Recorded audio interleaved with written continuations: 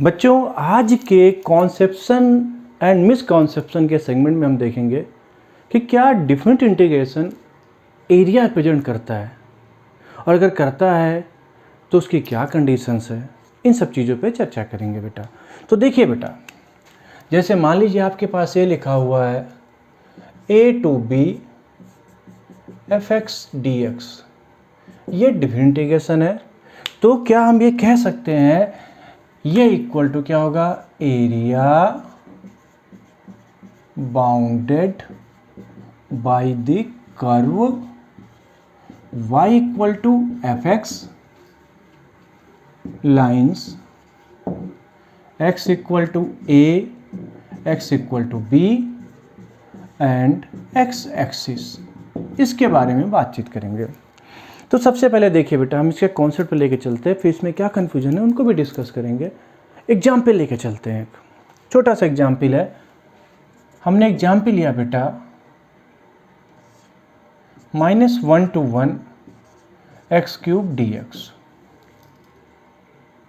हमने इसको इंटीग्रेट किया बेटा, तो क्या आ गया हमारे पास, x⁴/4 -1 to 1, ये हमारे पास आया बेटा 1/4 -1/4 इक्वल टू 0। यानी इस डिफरेंट इंटीग्रेशन की वैल्यू क्या आ गई बेटा, 0 आ गई। अब हम इसका ग्राफ लेके चलते हैं, x³ के ग्राफ की बात करते हैं बेटा।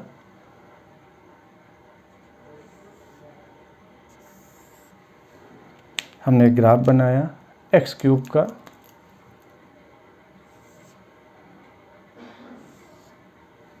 रफ स्केच बनाया हमने।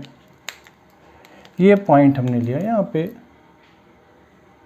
ये x इक्वल टू 1 और ये x इक्वल टू -1। इसको सेट कर लेते हैं हम। तो -1 से 1 के बीच में इतना हिस्सा तो आ रहा है बेटा, आ रहा है बेटा कि नहीं आ रहा।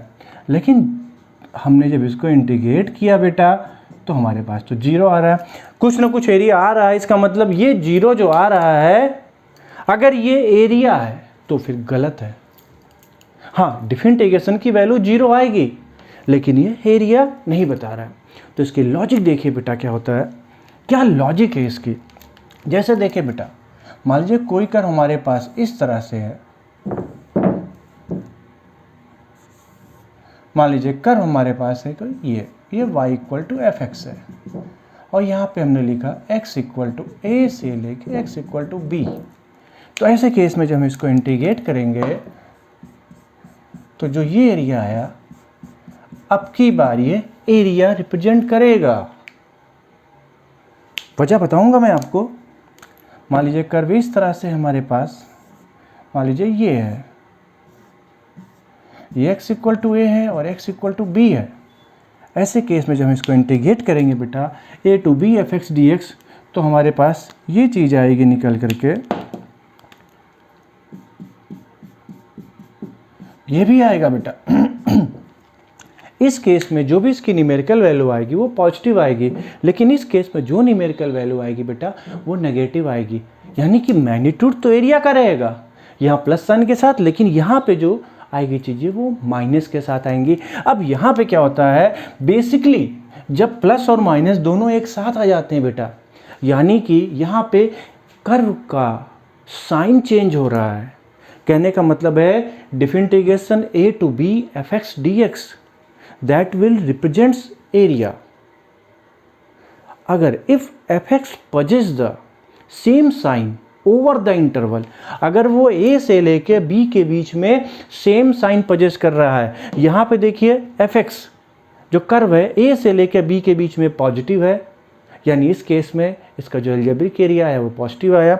यहाँ पे सेम साइन पजेस कर रहा है, नेगेटिव है, तो भी इसका एरिया आया वो माइनस साइन के साथ आ गया। लेकिन जब इसका साइन बदलेगा, यानी ग्राफ जब कुछ इस तरह से हो जाए कि ग्राफ यहाँ चले ऐसे, वो आपको इंटीग्रेट करना हो यहाँ से लेकर के x इक्वल टू a से लेके x इक्वल टू b तक, तो ऐसे केस में ये जो पॉजिटिव नेगेटिव, यहाँ पॉजिटिव आएगा यहाँ पे नेगेटिव आएगा, ये कैंसिल हो जाएगा।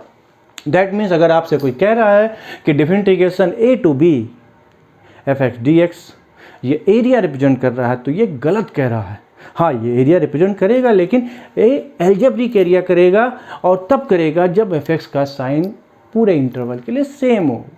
ये रीजन एक्सेप्शन का सवाल है बेटा, ये ध्यान से रखिएगा कि आंसर आपका सही आ सकता है कि आपके सामने दे दिया गया है, एरिया भी आ रहा हो, लेकिन लॉजिक क्या है कि हमेशा एरिया रिप्रेजेंट करेगा, ये सही नहीं है।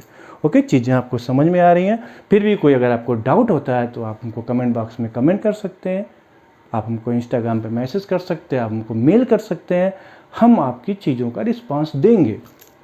क्लियर? और आपने अगर हमारे चैनल को सब्सक्राइब नहीं किया है तो इसको सब्सक्राइब करें ताकि आपके पास ऐसी नोटिफिकेशंस आती रहे और आप हमसे जुड़े रहें लगातार। Okay, bye bye.